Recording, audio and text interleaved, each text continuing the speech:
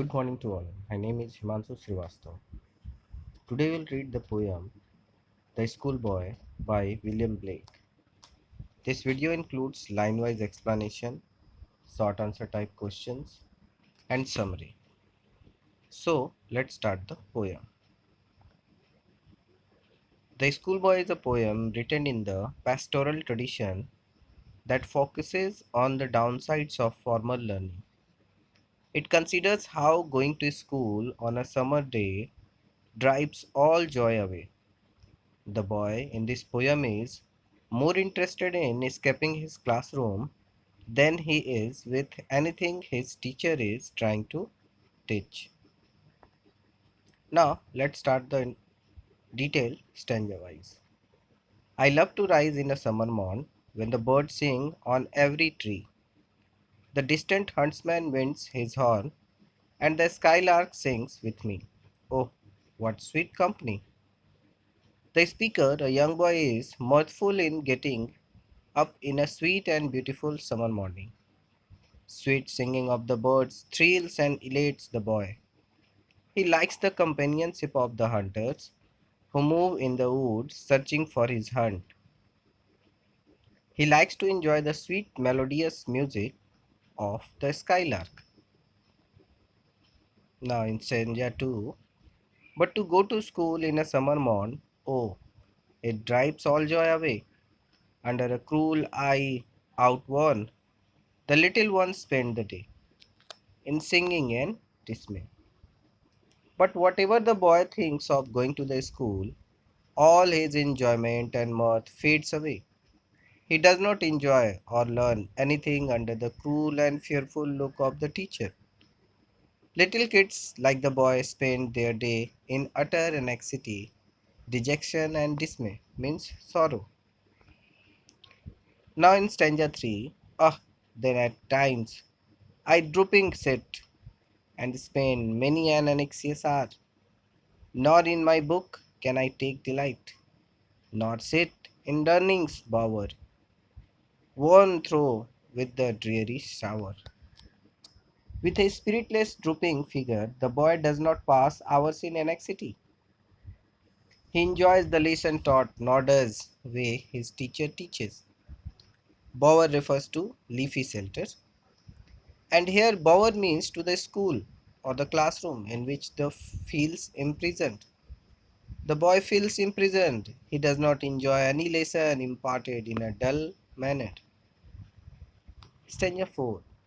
How can the bird that is born for joy sit in a cage and sing? How can a child, when fears annoy, but droop his tender wing and forget his youthful spring? The poet here brings the example of a bird which is meant for joy and freedom will never be seen in a cage. Likewise, a child who is always under a situation of fear will forget his childlike tenets and drop down his wing of freedom and ecstasy. He will forget his childhood innocence and activities. Means the child will not be able to enjoy the innocence and childhood activity. Now stanza 5. Oh father and mother, if birds are nipped and blossoms blown away, and if the tender plants are stripped of their joy in the springing day by sorrow and cares, dismay. Now, in this stanza, the poet gives a message to the parents, asking them some questions and acquainting to some situations. If the birds are destroyed before blooming, if the flowers are driven away by the strong wind, if the plants are stripped of their branches and leaves, how will the summer become joyous and impart joy for us? Or how will the fruits appear to elate and thrill us? Means by these examples, the child is telling that if they will keep these things and they will not give the freedom, how they will enjoy their life. These examples he had presented for himself. How shall the summer arise in joy, or the summer fruits appear? Or shall we gather what griefs destroy? Or bless the mellowing year when the blast of winters appear? The boy is telling that if care and concern rule over the plants, flowers, birds, such a summer will be dry and will bear no fruit. The child inquires his parents as to how they can win back what pain, sadness has destroyed. If the plants dry up due to pain and sorrow, no fruit will be there in the season of autumn. This implies that if the childhood pleasures and joys are restricted, one has to be very sure that the adult life will be absolutely dry and unproductive. Means the adult life will not be good. So, this was the poem. Now, the summary. The Schoolboy is a poem included in William Blake's collection Songs of Innocence. It is told from the perspective of a young boy going to school on a summer day. The boy loves summer mornings, but he had to go to school unwillingly. He sits at his desk in boredom and cannot pay any attention to the lesson in the class because he wishes to play outside in natural surroundings. In the fourth stanza, the speaker asks, how can the bird that is born for joy sit in a cage and sing? Here, the author has compared young children, so full of energy and happiness, to songbirds who deserve to free and fly on the winds. But like songbirds trapped in a cage, child trapped in a classroom and cannot express themselves, cannot capitalize on all that excess energy, and therefore their potential gets wasted.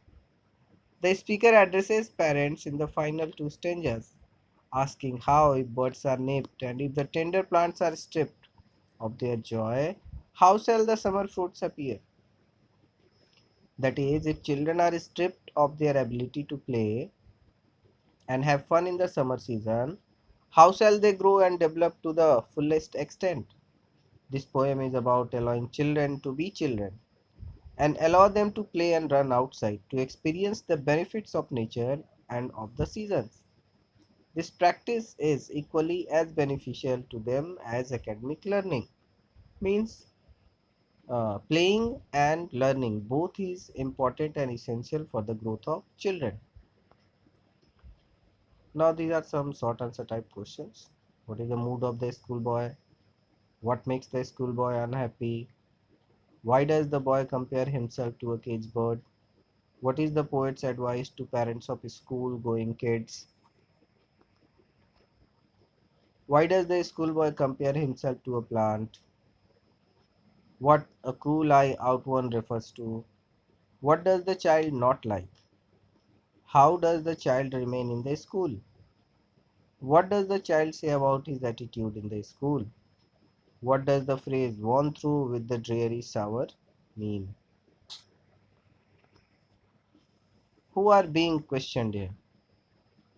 What does the phrase "plants are stripped of their joy" mean? So these are some questions and I hope this will help you out to understand the poem. Thank you.